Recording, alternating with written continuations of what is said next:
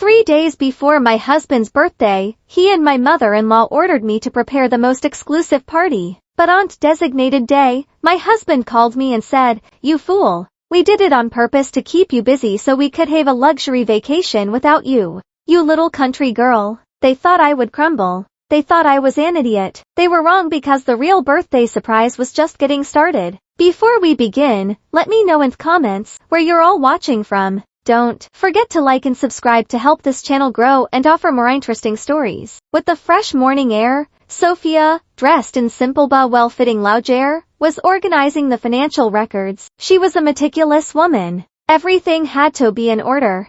Everything had to be clear. For her, taking care of the home and her husband's finances was a form of devotion, a service she performed from the heart. Her husband Ryan was sitting at the table with his mother, Mrs. Davis. It seemed they had just finished breakfast. The plates were still on the table, but Sophia noticed in their expressions that there was something more than just a simple breakfast. Ryan cleared his throat to get Sophia's attention.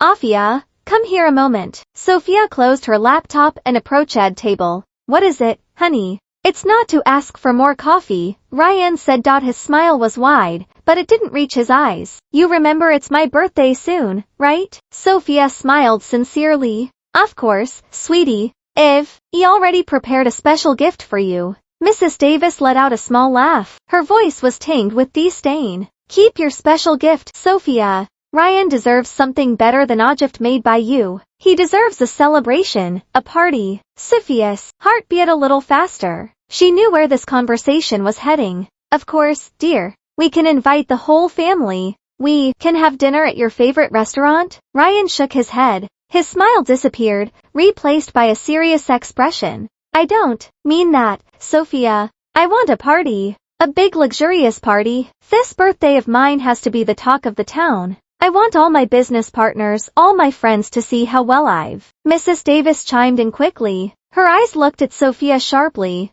And that party has to be at a 5-star. Our hotel? Don't use those mediocre caterers you always hire. This is another level, Sophia. The invitations must be printed on the finest paper. Don't embarrass us. Sophia was silent for a moment. A luxury party in 3 days. A 5-star hotel. Hundreds of guests. It wasn't a simple request. It was an almost impossible order. 3 days, honey. Isn't that too soon? I need time to organize such a big party. That's why I'm telling you now, Ryan interrupted her. His voice began to rise. You handle everything well. Use our money. I don't care how you do it. In 3 days, that party has to be ready. Consider it a test of your love for me. Don't you want to see your husband happy and proud? Sophia looked at her husband. The man she loved so much was now looking at her with demanding eyes. Beside him, Mrs. Davis smiled triumphantly. Sophia knew that refusing would cause a huge fight, and she hated fights. For peace in the home, to see Ryan smile, she finally nodded silently.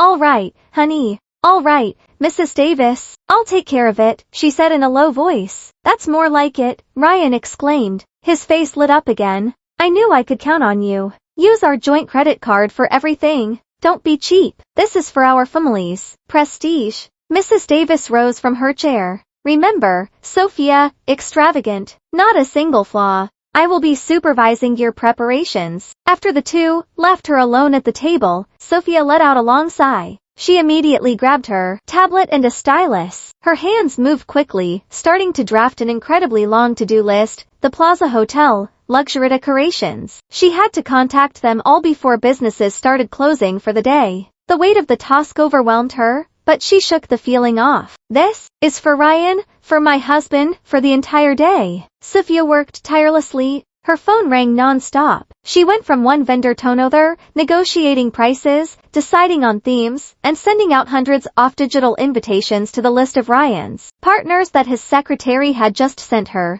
She forgot about tiredness and hunger. Her once neat appearance from the morning was now slightly disheveled, but she didn't care. As night fell, the house was quiet. Sophia had just made the deposit payment for the hotel ballroom rental. Her eyes burned from staring at the screen for so long. She walked to the kitchen to drink a glass of water. She was careful not to make any noise. As she passed Ryan's office, she heard her husband talking on the phone. His voice was cheerful, very different from Thetan's voice that morning. Sophia paused for a moment, intending to ask Ryan if he needed anything, but the sentence she heard made her blood run cold. Haha, you're right. This plan is perfect, Ryan was saying on the phone. Don't worry, she's busy working like a dog. She's going crazy, preparing for that stupid birthday party of mine. She won't suspect a thing. Our trip to Maui is a go. Maui? Sophia's legs trembled. Maui? Why was Ryan going to Maui? And who was talking to?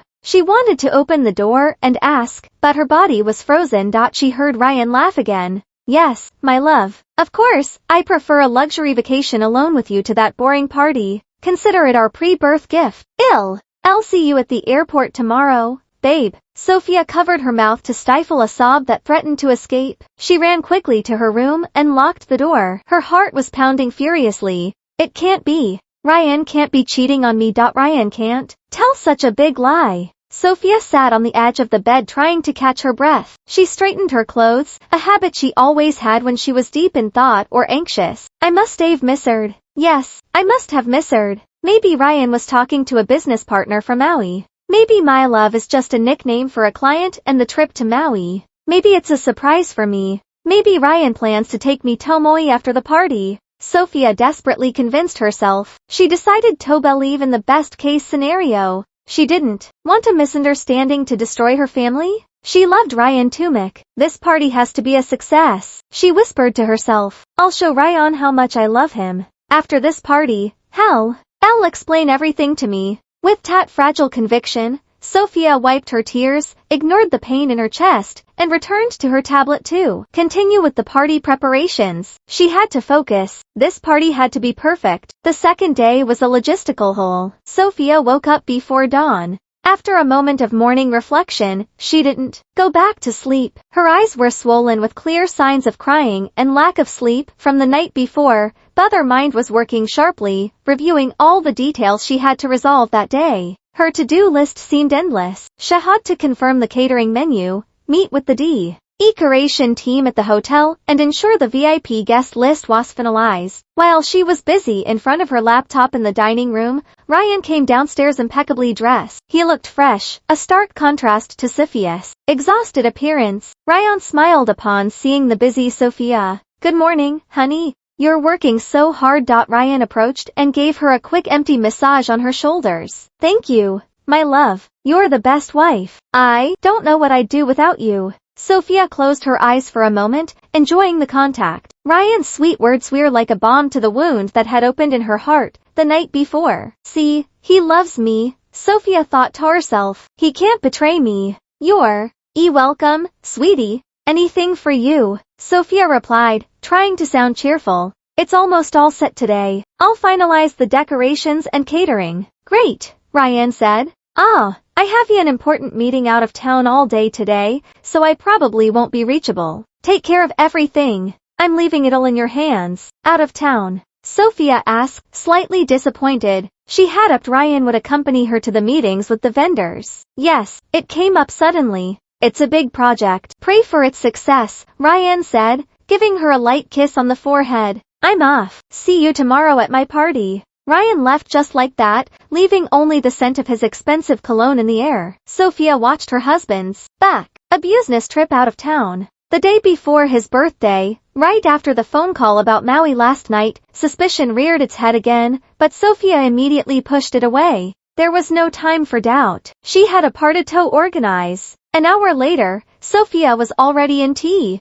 ballroom of the Plaza Hotel. The space was huge and grand, but still empty. The team of decorators was unloading their equipment. Mrs. Davis was already there waiting with a sour face. What time is it, Sophia? You're late, Mrs. Davis snapped, although Sophia had arrived exactly at the agreed time. I'm sorry, Mrs. Davis. There was a bit of traffic, Sophia replied patiently. The head of the decoration team approached them. Good morning, Mrs. Sophia. Mrs. Davis, following Mrs. Sophia's instructions from last night, we are going to use a champagne gold theme with imported white eyes. One moment, Mrs. Davis interrupted loudly. Champagne gold looks tacky, like something from a small town party, and lies are for funerals. Are you wishing for my son to die soon? Sophia was taken aback. Mrs. Davis, but this is the color Ryan chose last month. He said he liked it. Ryan knows nothing about good taste. Mrs. Davis retorted. Change it all. The color will be maroon, and gold, and the flowers will be red roses. End of discussion. The decoration team looked bewildered. But Mom, changing all the flowers and fabrics in one day is almost impossible, especially imported red roses are hard to come by. I don't care. Mrs. Davis shouted. I'm not paying you a fortune to complain. I'm paying you to work. If you can't do it, I'll tell Missin to cancel the contract. Sophia felt humiliated. Her mother-in-law was acting as if she didn't exist. She was embarrassed in front of the decoration team. Mrs. Davis, please don't do this. We can find a middle ground. Sophia tried to mediate. What middle ground? Your taste is low class, Sophia. Good thing I came to supervise. Otherwise, Missin's party would have been a disaster. Mrs. Davis scoffed, tears almost well lit up in Sophia's eyes. She swallowed her shame and pain. Until now, she had always remained silent whenever Mrs. Davis insulted her. She endured everything for Ryan. She took a deep breath. All right, team leader. Do your best with the red roses and gold? Well, whatever it costs, Sophia said, finally giving in.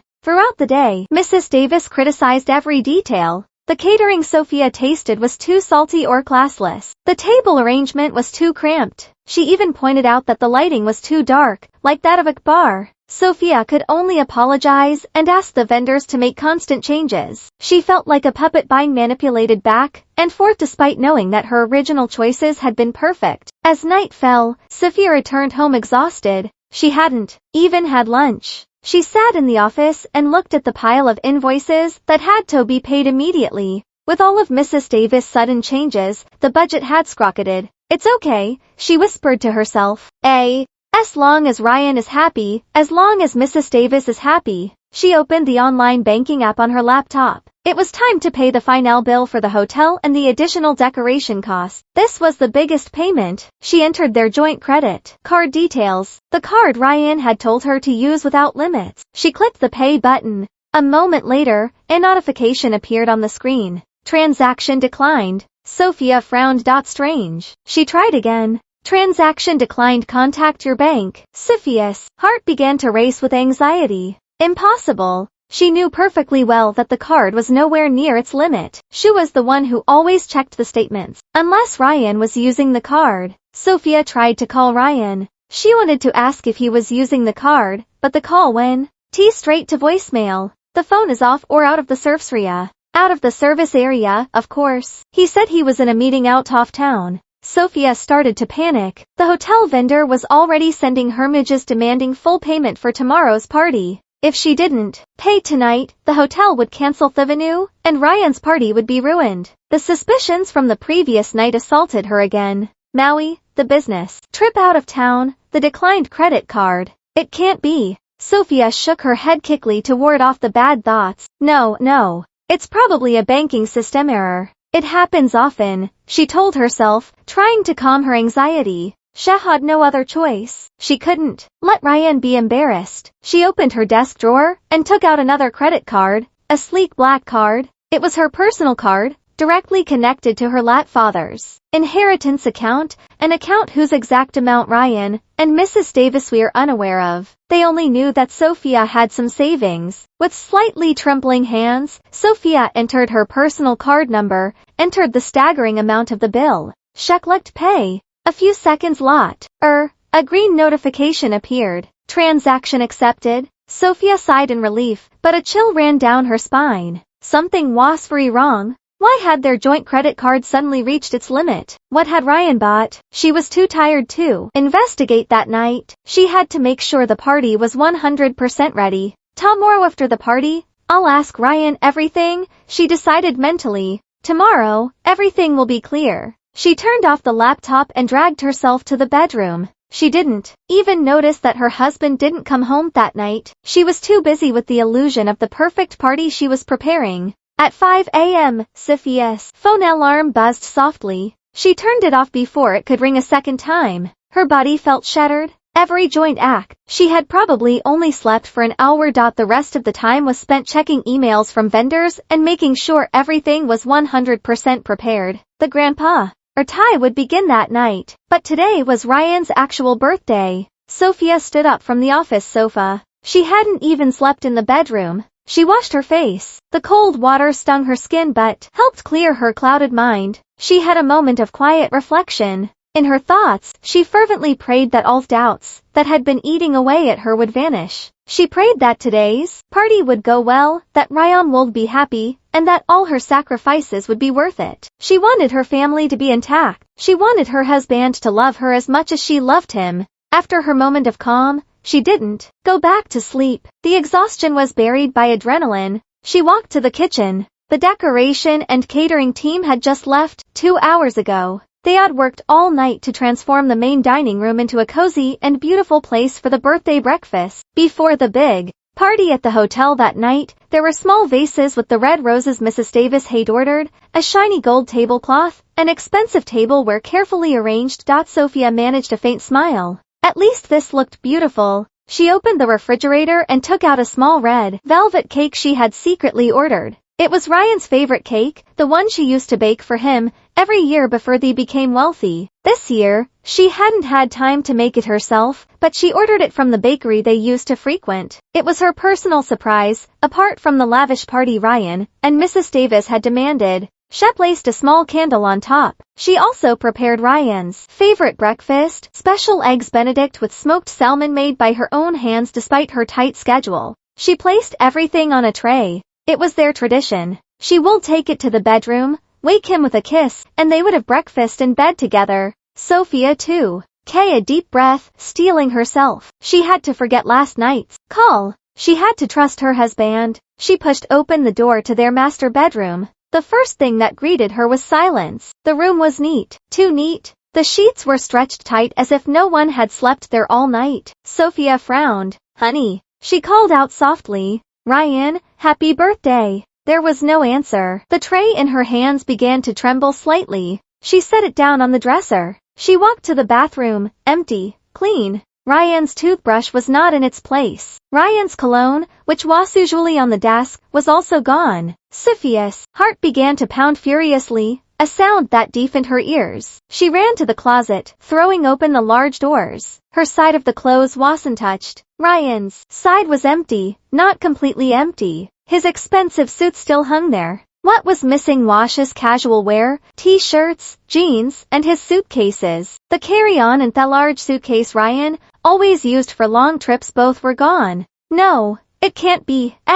Sophia whispered. Her thoughts immediately went to Mrs. Davis. Maybe Ryan had slept in his mother's room. Sometimes they talked late into the night. Sophia ran out of the room and down the hall leading to the guest wing where Mrs. Davis was staying. She didn't knock. She threw the door open. That room was also empty, pristine like the master bedroom. The bed was made, and in the corner where Mrs. Davis' large suitcase usually was, there was now only an empty space. Sophia leaned against the wall. Her legs felt like jelly. She couldn't breathe. They went on a business trip to Maui. All the words swirled in her head. You don't need Mrs. Davis' large suitcase for an out-of-town business trip. An out-of-town business trip doesn't make a husband not come home the night before his birthday. A cold terror seized her. She ran to the office. She had to find proof. She opened the laptop and tried to track the location of Ryan's turned-off phone. She checked the statement of the joint credit card, the one that had been declined last night. Her eyes widened. The list of recent transactions made her sick to her stomach.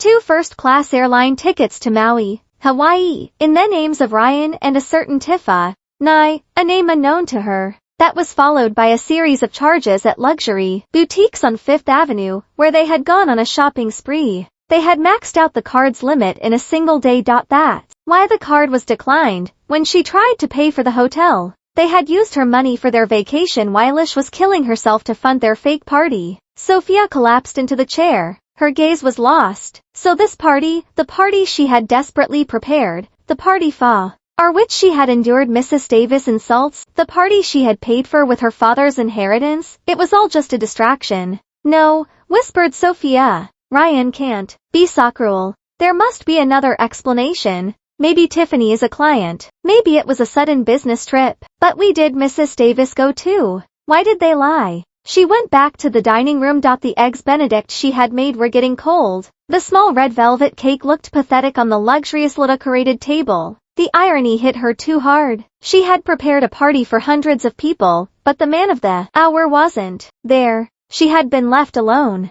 Just then, her phone, which was on the table, rang. The sound of the vibration seemed deafening in the silent room. On the screen, the name my husband appeared. Sophia jumped. Her heart leaped into her throat. This is it. This is the explanation. The must have been an emergency. There must be a logical reason. Immense relief washed over her, erasing all the fear of the last few moments. She had misunderstood. Honey, she said quickly, her voice trembling with relief. Where are you? I was so worried. The party. There was a moment of silence on the other end of the line. Sophia held her breath. She didn't hear Ryan's voice. What she heard was an unfamiliar sound. The gentle murmur of ocean waves, giggles from a woman, and the clinking of glasses. It wasn't the sound of an airport. It was the sound of a resort. Honey, Ryan, Sophia said again. Panic returned with full force. Then a voice she knew laughed. It wasn't Ryan's. It was Mrs. Davis' voice, sharp and full of mockery. Haha, you fool. Sophia, did you really prepare the party? My God, you're so stupid. Sophia's blood ran cold. She couldn't speak. Where are you, Mrs. Davis? She heard another woman's voice, a young, flirtatious voice. Sophia guessed this woman must be Tiffany, the name on the ticket. She's probably at home alone, like a little maid waiting for her master to return. How pathetic. Thank you, Sophia, for keeping yourself busy, Tiffany continued. Her voice was falsely sweet, but laced with venom. Thanks to you being busy preparing the party, Ryan could focus on having a romantic getaway with me. Maui is beautiful. Sophia gripped the edge of the table. Her knuckles turned white. Where is Ryan? Put him on the phone. Sophia's voice was barely a whisper. Oh, you want to talk to Ryan? Tiffany said. Hold on a moment. There was the sound of a wet, deliberately loud kiss. Darling, your little country wife is on the line. Sophia felt nauseous. Her stomach churned. Finally, she heard Ryan's voice. It wasn't the warm voice she knew, nor was it the manipulative voice that asked her to organize a party. This was a cold voice filled with hatred and insult. Why? Oh fool, Ryan said. Pheasant and stabbed directly into Sophia's heart. We did it on purpose to keep you busy so we could have a luxury vacation without you. You little country girl. Did you really think I wanted a party? I just wanted you to be busy at home like an obedient dog while I had fun. But's party, Sophia whispered. Tears began to stream down her cheeks, soaking her claws. The hotel, the money, haha. Mrs. Davis and Tiffany's laugh erupted at the same time. What money? Ryan continued. It's my money. No, you're just a freeloader. A free maid I happen to marry. Now stop bothering us on our vacation. Enjoy your party alone. Goodbye, you idiot. Click. The call ended. The silence that followed was far more terrible than the insulting voices from a moment ago. The phone slipped from Sophia's hand. It fell to the floor with a small thud, but Sophia didn't hear it. She just stared straight ahead. Country girl, free-made fool. The tray with the red velvet cake in front of her, a cake bought with love to celebrate the birthday of the man who had just torn her to pieces. With a slow movement, as if her body wasn't her own, Sophia reached out, but not for the cake. She swept the table clear, the expensive plates shattered, the eggs Benedict spilled, and the crystal glasses broke. The cake was thrown and smashed against the wall, leaving a red stain like a splash of blood. Sophia screamed, a long scream filled with pain, rage, and unbearable humiliation. She collapsed to the floor among the broken glass and wasted food. She cried. She cried violently, releasing all the pain she had endured for years. The times she had swallowed Mrs. Davis' insults, the times Ryan had belittled her, which she had always forgiven in the name of love. All her sacrifice felt useless. She felt sullied like the most foolish person in the world. She had been deceived, used, robbed, not only of her money, but also of her dignity. She sat on the floor amidst the chaos. For a long time, the sun began to rise. Its light filtered through the dining room windows, illuminating the destruction around her. The luxurious party at the hotel, which she had paid for in full with her father's inheritance, would begin in a few hours. A party for ghosts. Her tears began to dry. The burning pain in her chest didn't disappear, but it began to change shape from a searing fire to a sharp cold ice. She remembered something. That transaction statement on the laptop, transaction accepted. She had paid tens, perhaps hundreds of thousands of dollars for this party. Her father's money, the money her father had saved his entire life to ensure her happiness, and she had spent it on a fake party, designed to humiliate her. And they, Ryan, Mrs. Davis, and that woman Tiffany, were vacationing in Maui. They were laughing, drinking, shopping. They would think they had successfully deceived her. They thought she was a helpless, stupid country girl. Sophia clenched her fists. A small piece of glass cut her palm, but she didn't feel the pain. Country girl, she whispered. Her voice was from crying. She looked at the red stain on the wall. Maui?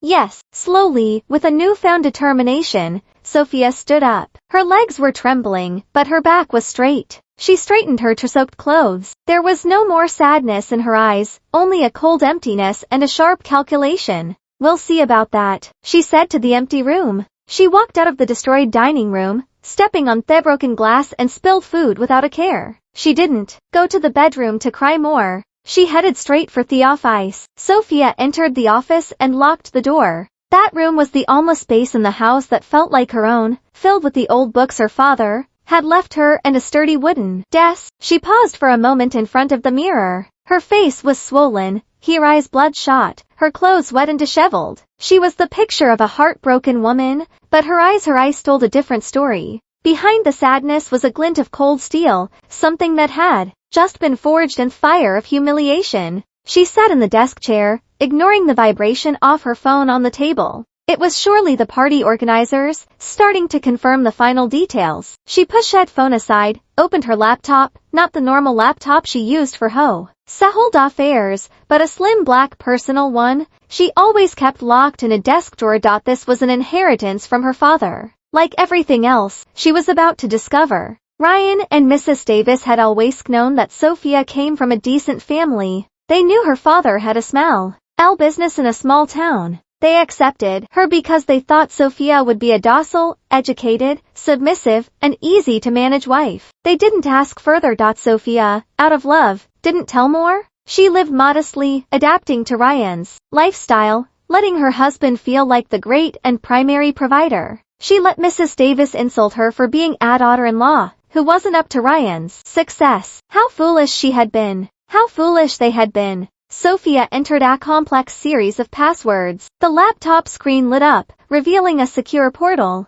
It wasn't a normal banking app. It was a private wealth management portal. She clicked on the main account. The figure that appeared there was enough to buy the Plaza Hotel, where Ryan was supposed to celebrate his party, not just rent it. But the money wasn't the important part. She opened an encrypted folder named Dad's Will. Inside were dozens of legal documents, company deeds, and complex organizational charts. Sophia's father, the quiet man Ryan had always belittled as a small-time businessman, was actually an investment genius. He hadn't left a small business. He had left a holding company with dozens of subsidiaries in real estate, agriculture, and technology. Sophia's fingers moved nimbly over the keyboard. She typed the name of company where Ryan worked, the Sterling Really Group, the name Ryan always spoke of with pride, the one that gave him the title of CEO, and which Mrs. Davis boasted about to all her high society friends. The name appeared. Red Sterling Really Group registered as a subsidiary of the real estate sector, 98% ownership, and below it, the name of holdings main shareholder, Sophia. Sophia's breath caught. So Ryan wasn't a CEO because of his skill. He wasn't the owner or a partner. He was just a hired employee, a manager put in that position. Sophia remembered a conversation with her father a week before her wedding. I've arranged a good job for Ryan's daughter. Her father had set a good position at a friend's company so he can take good care of you so you can be proud of him as a husband. A friend's company. Her father hadn't lied. Ryan really worked at a company of a friend of his father's. That friend was himself. The position was a wedding gift. Ryan's entire career, all his pride, all the comforts he enjoyed were a gift. A gift from the family of the country girl he had just insulted. Sophia moved quickly, checked other assets. The luxurious house they lived in was bought in Sophia's name, paid for in full in cash 2 weeks before the wedding. The sports car Ryan used was a company asset, registered to the Sterling Really Group. The luxury SUV Mrs. Davis used was also a company asset. Free maid, Sophia muttered. Freeloader. Then she checked the credit card details. The card Ryan used for his trip to Maui, the one that was declined when she tried to pay for the hotel. As she expected, it wasn't a joint card. It was her primary credit card, a black card in Sophia's name. Ryan and Mrs. Davis only had supplementary cards. They had no access to her accounts, but they had unlimited access to spend her money, and they had just maxed it out. She saw the statement off charges that made her sick. First-class tickets to Maui, transactions at Luxury Boo, tics in New York, the purchase of an expensive watch, and the latest charge, the check-in at the presidential suite of the best hotel in Maui. They were living large on her money to celebrate insulting her. The irony was too sharp, too deep. The man she had served like a king whom she had truly loved saw her as nothing more than a stupid walking wallet. This country girl turned out to be a queen whose kingdom was being plundered by a jester she herself had crowned. The pain in her heart vanished. There were no more tears, only a cold, clear, concentrated raw. Gee. This was no longer about a husband's infidelity, no longer about a broken heart. This was about fraud, about embezzlement. This was a war. Sophia looked at her reflection in the dark laptop screen. The disheveled woman with bloodshot eyes smiled slowly. A smile Ryan would never recognize. Why?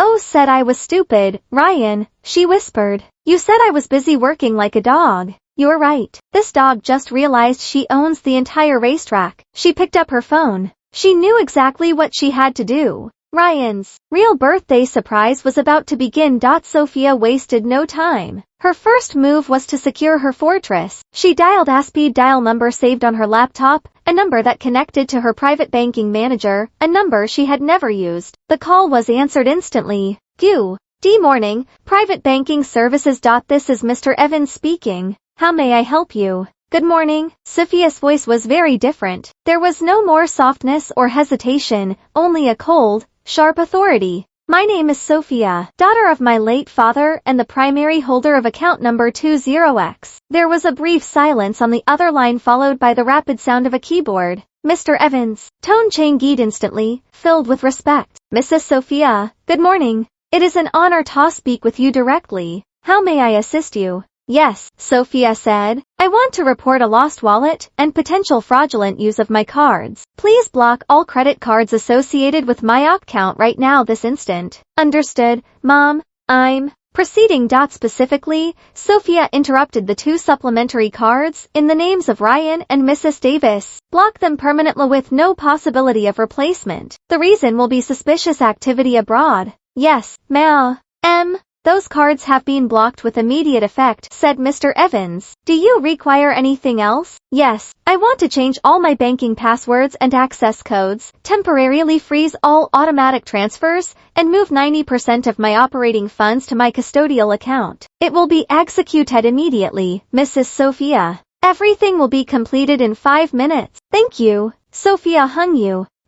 Step 1, complete. In Maui, Ryan and Mrs. Davis now carried useless pieces of plastic. They might not have realized it yet, perhaps sleeping soundly after their long flight, or getting ready for another round of shopping. Step 2, the party. Sophia called the ballroom manager at Plaza Hotel. The man answered with a concerned voice. Mrs. Sophia, good morning. I was calling to confirm tonight's event. Everything is 100% ready. The catering team is preparing the ingredients. Good morning, Sophia interrupted with the same calm voice. The birthday party booked in Ryan's name for tonight has been cancelled. Total silence on the other end. What? What did you say? Cancelled. But Mom, everything is prepared. The food, the decorations, the band, hundreds of thousands of dollars have already been spent. You paid for it yourself. Exactly, Sophia said. I paid for it, which means all that food and decoration are my property. Correct? Well, yes, ma'am.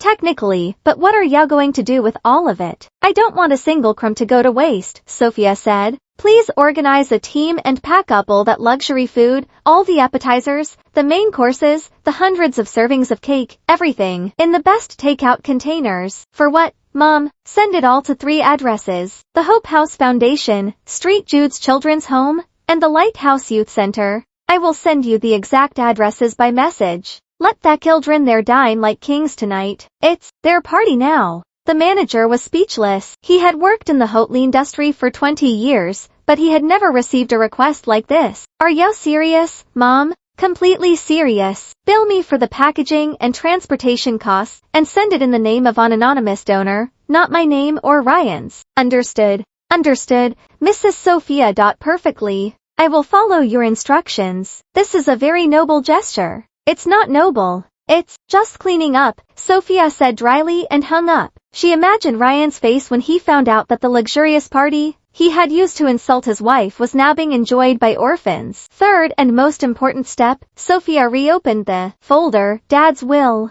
She searched for a name, that of the oldest and most respected law firm in the country. She dialed the main number. Good morning, Coleman and Associates Law Firm. Good morning. I want to speak with Mr. Coleman, the managing partner. I'm sorry, but Mr. Coleman is in a meeting. Who shall I say is calling? Tell him it's Sophia, the daughter of his late friend. In just 10 seconds, a deep authoritative voice came on the line. Sophia, my dear girl, finally, this ice lawyer Coleman. Your father was my best friend. I've been waiting for your call for years, ever since he passed. What can I do for you? Sophia took a deep breath. This is it. Hello, Uncle Coleman, she said, using the familiar term her father had taught her. I hope you have time today. I need 2 things. First, I want divorce papers. I knew this day would come, Lawyer Coleman said. His voice was sad but firm. Fegro, ends are infidelity, fraud, and emotional abuse. Sophia said, I have proof. Airline tickets, a recording of the insulting call, credit card statements. Excellent. I'll prepare it. And the second thing, Sophia said, her eyes fixed on the company organizational chart on the screen. I want to regain full control of me holding company. I want a complete audit of all subsidiaries, especially the Sterling Really Group. I suspect that current CEO, Ryan, has been embezzling company funds for his personal benefit and to finance luxury vacations with his mistress. There was a heavy silence. Then Lawyer Coleman let out a deep law. It sounded like the roar of an old lion preparing for the hunt. Sophia, your father will be very proud of you. I will prepare an emergency board meeting for tomorrow morning, and the notice of wrongful termination for Ryan will be on my desk this afternoon. Welcome back, CEO. One more thing, Uncle. Yes, prepare an eviction order. The house I live in is my personal property. I want it empty of Ryan's and his mother's belongings by the time you return. It will be my pleasure. When Sophia hung up, it was barely noon. She was tired, but she also felt light. In Maui, Ryan and Tiffany had probably just finished a luxurious breakfast. They didn't know their credit cards were already useless pieces of plastic. They didn't know the party they were mocking had been canceled. They didn't know the job, the house, and the cars they bragged about were about to disappear. Sophia smiled cynically. Enjoy your meal, Ryan, she whispered. Enjoy it because it will be the last luxury meal you eat for free. She got up and went to the bathroom to take a long hot bath. She had to look impeccable for her first board meeting tomorrow. The 3 days are a dream for Ryan, Mrs. Davis, and Tiffany. They lived in blinding luxury. The hotel's presidential suite was larger than their house in New York with direct views of the Pacific Ocean. The first day was spent sleeping to recover from the flight and ordering absurdly expensive room service. They laughed on balcony, toasting with the finest champagne. Why? Our plan was brilliant, Ryan, Mrs. Davis said sipping her drink. That fool Sophia must be exhausted from that stupid party. She won't even know we're here. Of course, Mom. Ryan smiled, hugging Tiffany. I'm a genius. Sophia, well, she's a small town girl. Very easy to fool. The important thing is that she's obedient. Tiffany laughed. I can't believe you stayed married to her for so long, honey. She's so boring. Have you seen how she dresses? Zero style. Patience, my love, Ryan said, kissing Tiffany's cheek. As soon as I take full control of her father's company, I'll kick her out. I assure you. For now, let's enjoy her money. The second day, they went shopping. They strolled through streets packed with famous designer boutiques. Ryan used Sophia's black card without hesitation. Bags, shoes, watches. With each swipe of the card, his arrogance grew. They mocked Sophia, imagining how pathetic her life would be busy only with household chores and party preparations. They didn't know that in another world, Their fate was being rewritten. The third day was the peak. After a luxurious breakfast in the hotel room, Tiffany got whimsical. Honey, the diamond necklace I saw at the store yesterday. I want you to give it to me for coming here with you. Ryan, feelin' like the king of the world, laughed. Anything for you. They walked calmly to the exclusive jewelry store. The necklace sparkled in the display case under the lights. The price made Mrs. Davis' eyes widen, but Ryan just smiled arrogantly. Wrap it as a gift, he said. He handed the black card to the sales clerk. The clerk smiled politely and took it to the terminal. A moment later, the clerk returned with a look of bewilderment. I'm sorry, sir. That transaction has been declined. Ryan's smile froze. What? Impossible. Try again. Your machine must be broken. The clerk tried again. Still declined. Sir, the message is contact your bank. Absurd. Ryan shouted, embarrassed. Tiffany looked at him with demanding eyes. This card has no limit. Maybe it's a security issue for being abroad. Mrs. Davis tried to calm him. Use my card, Ryan. Mrs. Davis handed him her supplementary card. Ryan gave it to the clerk. Try this one. The clerk swiped it. This one is also declined. Mom. The message is card blocked. Ryan's face began to pale. Block? Why block? Tiffany crossed her arms with a disgusted look. So you can't buy me the necklace. Weren't you supposed to be rich? Of course I'm rich. Ryan huffed. He pulled his mother and his mistress out of the store, swallowing humiliation. That stupid Sophia must have forgotten to pay some bill or something. She can't do anything right. They returned to the hotel in a bad mood. To make matters worse, as they crossed the lobby, the always friendly hotel manager now stopped them with a serious face. Behind him stood 2 hotel security guards. Good morning, Mr. Ryan, the manager said in a formal tone. I'm sorry to inform you that we have a small problem with the payment. Ryan's heart dropped to his feet. What problem? I gave you my card at check-in. That's right, sir. But this morning, the bank has canceled the pre-authorization on your card. Our system indicates that the card has been permanently blocked at the request of the primary card holder. Primary card holder? Ryan repeated, confused. I am the holder. The manager shook his head. According to our records, the primary holder of this card is a woman named Sophia. And since the authorization has been cancelled, you must immediately settle the charges for the room for the last 3 days, as well. Also room service and other expenses. The manager handed him a piece of paper. Ryan saw the figure at the bottom. Hundreds of thousands of dollars. This must be a mistake, Ryan shouted. Call my wife. She takes care of all this. We have tried to contact the number registered with the reservation, but it was turned off. The manager said, we need payment now, sir.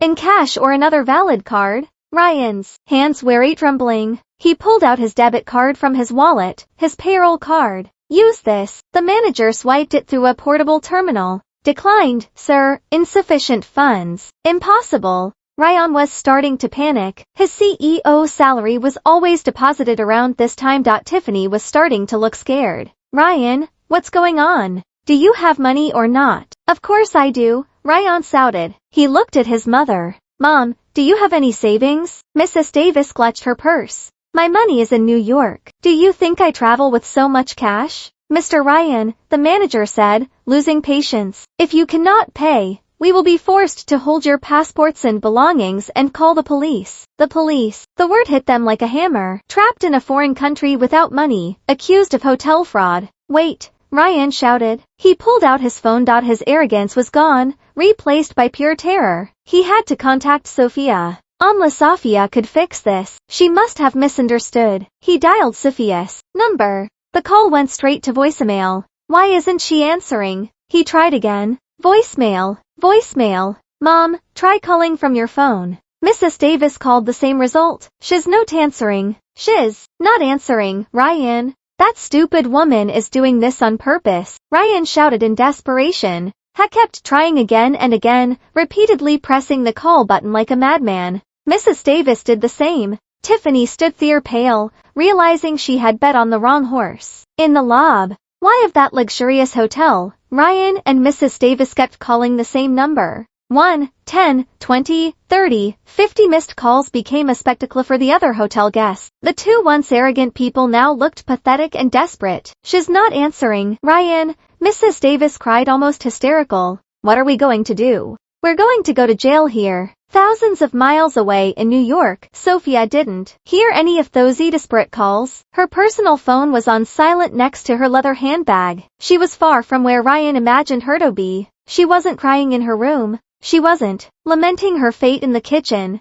Sophia was sitting at the head of a huge conference table on the 40th floor of a skyscraper. It was the headquarters of the holding company her father owned. Her appearance had completely changed. There were no more simple house clothes or plain outfits. Today she wore a dark navy power suit, perfectly tailored, paired with a crisp white shirt. Her hair was styled elegantly and professionally, exuding an aura of confidence. Beside her, lawyer Coleman, in his most expensive suit, sat with a thick pile of documents. Round a huge oval table sat 6 middle-aged men. They were the members of the board of directors, her father's trusted men who had run the company for years. Their faces were tense. They had just received a summons for an emergency board meeting from their late boss' daughter, a woman they had never met. Sophia cleared her throat, all eyes focused on her. "Good morning, gentlemen of the board." Sophia's voice was clear and calm, without a tremor, without hesitation. "I imagine you are surprised by my presence here.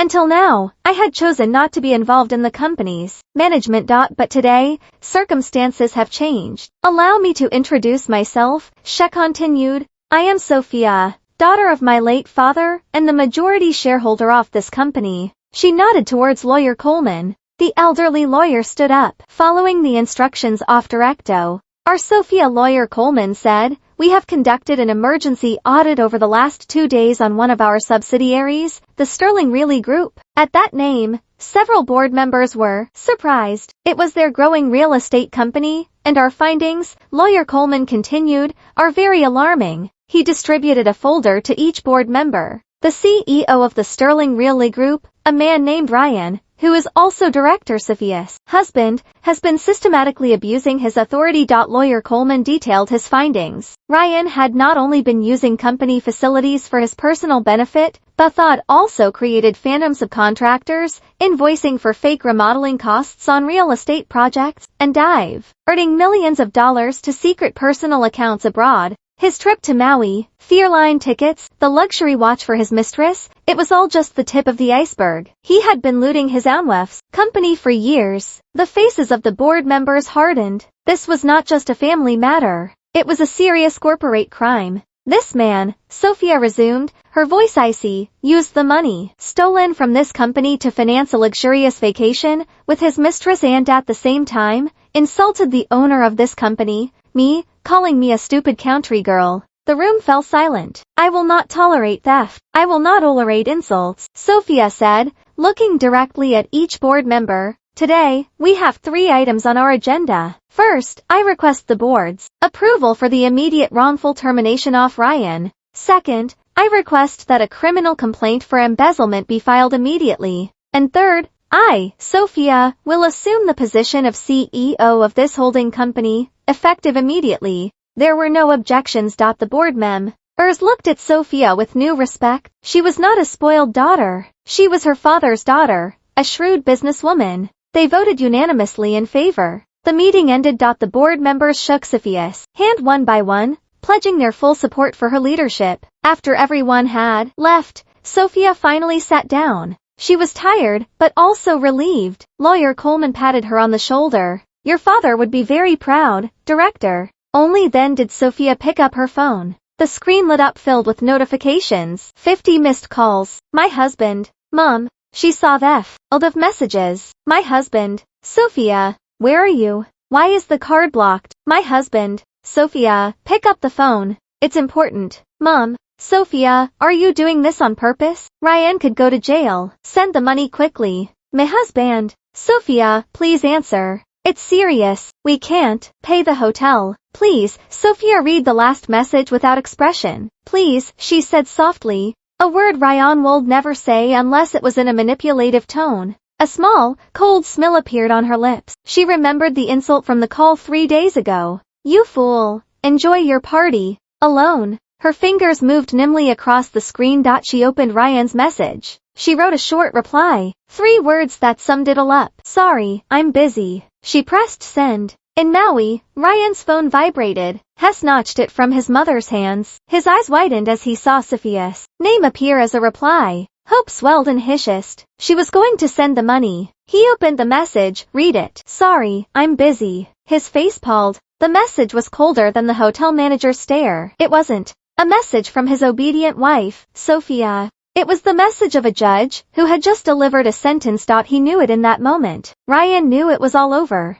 As Ryan stared at the phone screen, the hotel manager gave a signal. The two police officers, who had been waiting, stepped forward. Sir, the manager said, time's up. Please accompany us to the office. At the same time, another notification appeared on Ryan's phone. An email from his company. Subject, notification of termination. Wrongful termination. Ryan felt the floor open up beneath him. The phone fell from his hand. He couldn't breathe. Time became a nightmare for Ryan. His hands were handcuffed behind his back. He and his mother were escorted through the luxurious hotel lobby under the curious and mocking gazes of the other guests. Tiffany, who had been frozen for a moment, suddenly reacted. This was no longer a luxury vacation. It was a disaster. Ryan, she screamed, but it wasn't a voice of concern. Her voice was filled with rage. You liar. You said you were rich. Why are we broke here? Didn't care. Tiffany turned around quickly. She didn't walk towards Ryan.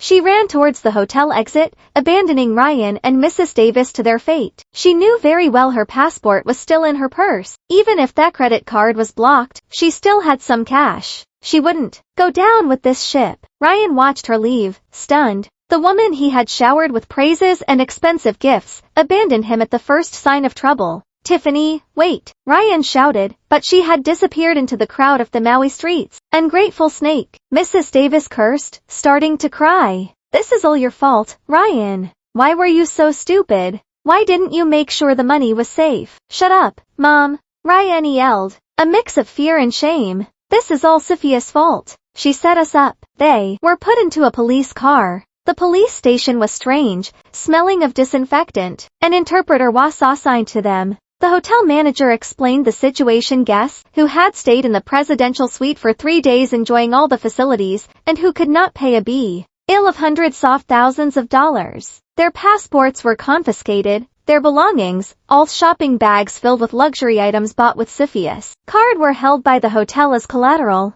Even entire suitcases were confiscated. All they had left were the clothes they were wearing. Ryan tried to explain himself. He said he was the CEO of a large company, that it was all a misunderstanding, that his wife would transfer the money soon. The police listened, but their gazes were cold. They had heard such stories many times. As the amount was so large, it was considered a case of serious fraud. They could not be released immediately. They were locked in a cold, dirty, temporary holding cell with pickpockets and street drunkards. That night was the longest of their lives. Mrs. Davis cried endlessly, lamenting her fate. The cold cell floor chilled her bones. The food they were given was stale bread and water, a stark contrast to the champagne and caviar they had enjoyed hours before. Ryan, call Sophia again. Please tell her Mom is sorry. Get on your knees and beg. Tell her we were wrong. Tell her to send us the money. They've confiscated our phones, Mom. Ryan huffed in frustration. He sat in a corner of the cell, his head in his hands. The termination email kept replaying in his mind.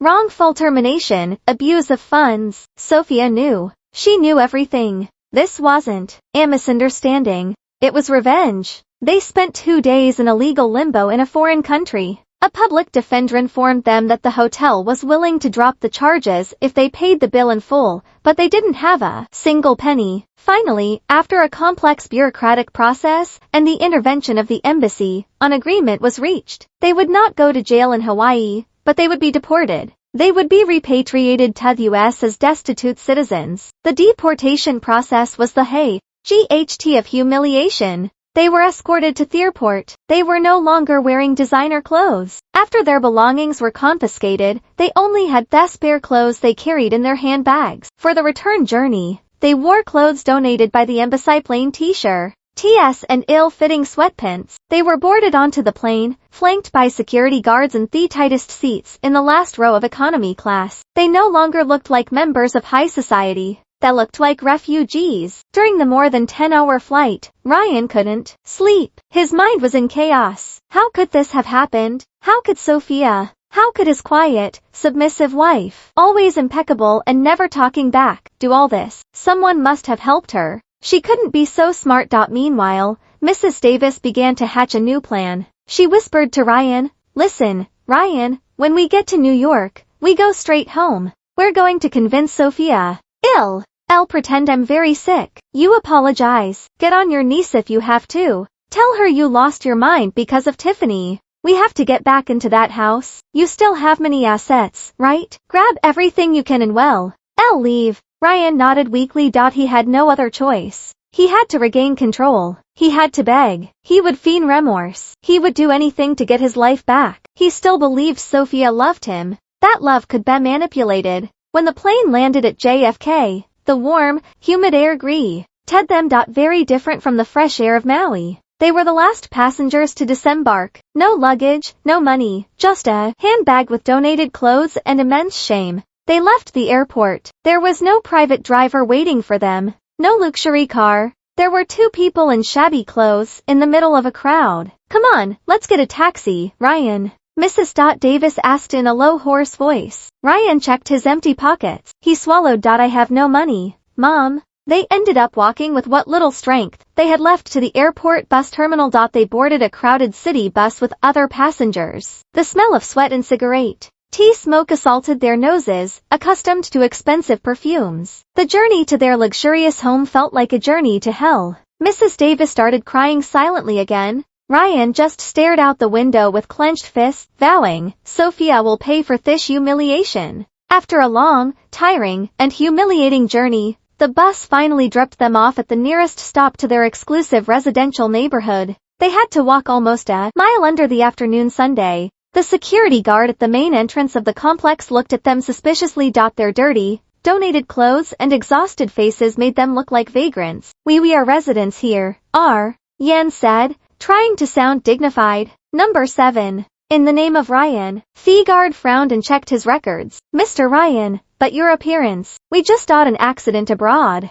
Let us pass," Mrs. Davis shouted impatiently. The guard finally opened the gate for them, but his gaze followed them with mistrust. When they finally arrived in front of their house, a magnificent modern minimalist-style home, they stopped. Something was wrong. The gate was locked with a large N.U. padlock from the outside. On the gate pillar hung a large banner that made their knees buckle. "For sale. Contact Coleman and Associates Law Firm." "What? What is this?" Mrs. Davis whispered, her face pale. "For sale. Why is our house for sale?" "Sophia," Ryan shouted. He blindly banged on the iron gate. "Sophia, open the door." "It's me, Ryan. Open up." There was no answer. The house seemed empty and silent. "She must be inside," Ryan said in a panic. Chestnut opening on purpose. Just then, a gleaming black sedan pulled up in front of the gate. The window lowered slowly. Inside sat Sophia. Ryan and Mrs. Davis were stunned. It was Sophia, but at the same time, it wasn't the Sophia they knew. The woman in the car looked powerful. Her hair was perfectly styled. Her makeup was subtle but decisive. She wore an expensive jacket that was anything but country. She looked at that disheveled figure standing outside the gate with a cold, emotionless gaze. "Sophia," Ryan shouted with a mix of relief and anger. "What is all this? Why is our house for sale? Why weren't you answering my calls? Do you know what happened to us? We almost went to jail in Hawaii." Sophia pressed a button on our remote. The gate slowly opened automatically with a creak. Her car glided smoothly into the driveway. Sophia got out of the car. Behind her, two burly men in suits followed her. Ryan and Mrs. Davis rushed into the yard. "Sophia, explain all this to me," Ryan demanded. "This is not our house, Ryan," Sophia said in a calm voice. "It's my house. It's in my name, and now I'm selling it." Mrs. Davis stepped forward. Her performance began. She tried to take Sophia's hand. "Daughter, Sophia, my God, I missed you. I'm sorry, daughter. I was wrong. Ryan was wrong too. We lost our minds. That demon Tiffany clouded our judgment. Forgive us. Yes, let's forget everything and start over." Sophia looked at Mrs. Davis, hand without moving, and didn't take it. "Start over." "Yes, my love," Ryan said, immediately kneeling and hugging Sophia's legs, just as he had planned on the plane. Crocodile tears streamed down his cheeks. "I'm sorry, Sophia. I was wrong. I was blinded by that evil woman. I'm sorry I insulted you. I swear it won't happen again. Please forgive me. I'm your husband. He sobbed at Sophia's feet. It was a pathetic scene. The man who had called her a stupid country girl 3 days ago was now kneeling like a slave. Sophia looked down at the top of her husband's head. She was silent for a long moment and then said, "Your party is over, Ryan, and this is my birthday gift to you." Ryan raised his head, confused. One of the men in suits behind Sophia stepped forward, opened a leather briefcase, and handed Ryan several documents. "What is this?" Ryan asked with trembling hands. "Those," Sophia said, "are the divorce papers, which include a lawsuit for damages for fraud and infidelity." Ryan's eyes widened. "Divorce?" "Sophia, you can't do this." The man handed him a second document, and that is a police summon for embezzlement of hundreds of thousands of dollars from the Sterling Greeley Group. "The board of directors has already fired you for cause," Mrs. Davis screamed. Embezzlement. The police. "Sophia, what have you done to my son? He's your husband." "He is no longer my husband," Sophia said coldly. "He's just a thief who happened to sleep in my bed. All the evidence of your fake transactions and secret accounts is already with the police." "Ryan, you're not just going to be poor, you're going to prison." Ryan's body slumped to the ground. He was no longer kneeling. He had fainted. "Ryan, my son." Mrs. Davis hysterically shook Ryan's body. Sophia looked at the two without compassion, turned and went back to her car. "Sophia, wait." Mrs. Davis shouted through sobs. "And what about us? We have nothing. Where are we going to live?" Sophia stopped by the car door. She turned to look at the old woman who had belittled her for years. "I almost forgot," Sophia said. "One last gift, the hotel bill from Maui for hundreds of thousands of dollars. Since you checked in under Ryan's name and left without paying, the hotel has sold that debt to an international debt collection agency. They will hunt you for the rest of your lives. And you, Mrs. Davis?" Sophia looked at Mrs. Davis. "All the cars and comforts you enjoyed were company assets. They have all been repo. Cess, enjoy your new life." Sophia get into the car. She didn't look back. The car left the driveway, leaving Ryan passed out on the ground and Mrs. Davis crying desperately beside him. Weeks later, Sophia was sitting in the garden of an orphanage. Dozens of children were laughing and running, enjoying delicious food and games. Sophia had sold the house and donated most of the proceeds to build new facilities for the orphanages she had sent the party food to. Her phone rang. It was Lawyer Coleman, Director Sophia. "Ryan has been sentenced to 15 years in prison. His mother is ill and now lives in a small rental apartment." "Thank you for the news, Uncle," Sophia said. She hung up and went back to watching the smiling children. Ryan's party was truly over. But Sophia's real party had just begun. She was free, strong, and finally found her own happiness, not in a luxurious party, but in the sincere smiles of those children. Justice had been served. Karma had collected its debt in full, and the audience was satisfied.